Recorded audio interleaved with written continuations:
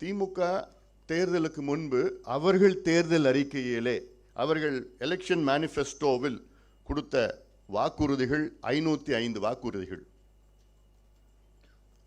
அதில் அவர்கள் முழுமையாக நிறைவேற்றப்பட்ட வாக்குறுதிகள் 66, அறகுறையாக நிறைவேற்றப்பட்ட வாக்குறுதிகள் 66. அதுவும் ஆக நிறைவேற்றப்படாத வாக்குறுதிகள் 373.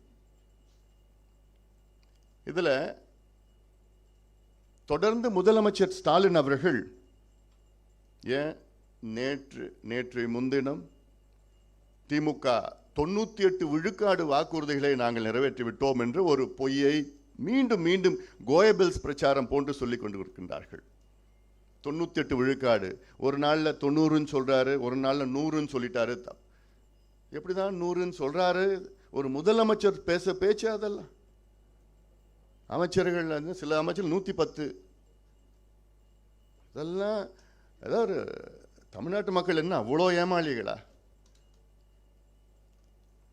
ஆக கிட்டத்தட்ட 439 வாக்குறுதிகளை நிறைவேற்றாத திமுக அரசு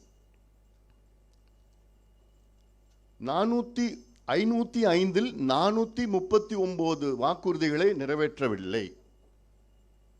இதில் பர்சன்டேஜ்னு பார்த்தீங்கன்னா கிட்டத்தட்ட அவர்கள் நிறைவேற்றியது 12.94%.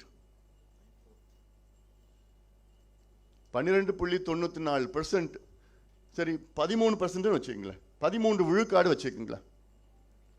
ஆக 87 விழுக்காடு வாக்குறுதிகள் திமுக நிறைவேற்றவில்லை.